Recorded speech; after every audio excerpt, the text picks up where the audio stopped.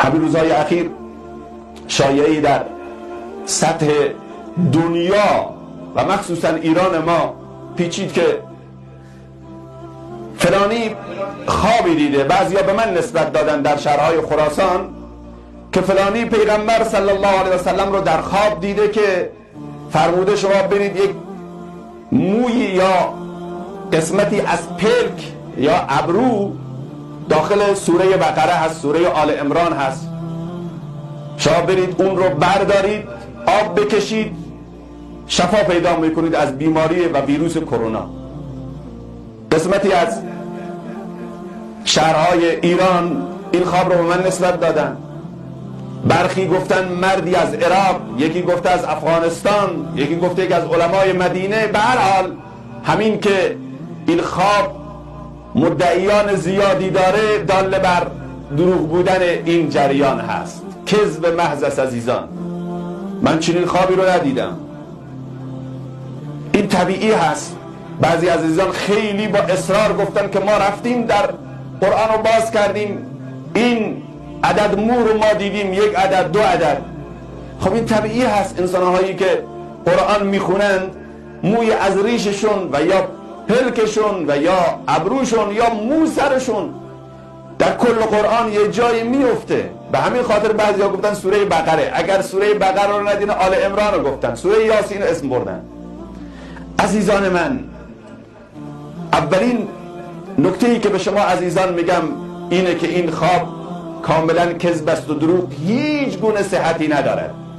نکته دوم اینه که عجیب است ماها چرا اینقدر به خواب، اگر همین مسئله رو من الان به بیداری دارم میگم نه به خواب، چرا اینقدر به خواب اهمیت میدی؟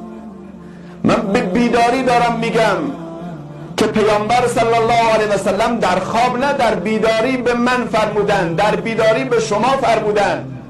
اصلا پیامبر صلی الله علیه وسلم به جای خود که خود قرآن فرموده است و ننزل من القرآن ما هو شفا. قرآن شفای همه درد هست.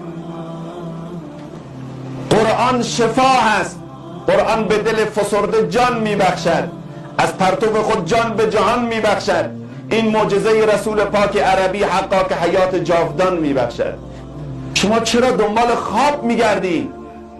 چرا حتما باید یک نفری خرافه‌ای رو در جامعه ترویج کند، یک کذب محضی رو؟ عجیبیم، همه چیز عوض شده. راست رو، حقیقت رو که مثل روز روشن است گذاشتیم کنار، بعد دنبال خوابها میگردیم، دنبال رؤیاها میگردیم، دنبال اباطیل و عراجیف و خزعبلات میگردیم که از زبان این از زبان اون تو فضای مجازی باورش کنیم و در حد وسیع و گسترده اینو پخش کنیم. یک حدیث صحیح رو چرا پخش نمی کنیم؟ یک کلام حقیقت رو چرا پخش نمی کنیم؟ در پخش و نشر آیات قرآن و مفاهیم دینی چرا اینقدر لنگی؟ آخرین باری که قرآن رو باز کردیم کی بوده؟ قبل از این خواب. بعضی از ما شاید چند سال از سراغ قرآن نرفتیم، از رمضان گذشته سراغ قرآن نرفتیم، ولی به وسیله یک خواب رفتیم قرآن رو باز کردیم ببینیم راست یا دروغ، دو مرتبه بستیم. واقعا جای تأسف داره. قرآن شفاست.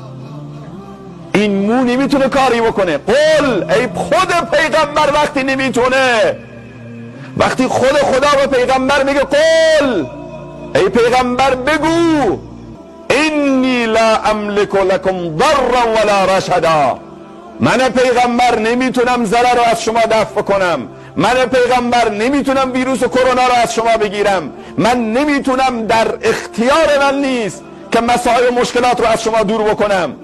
بعد شما از موی من، عجیبه.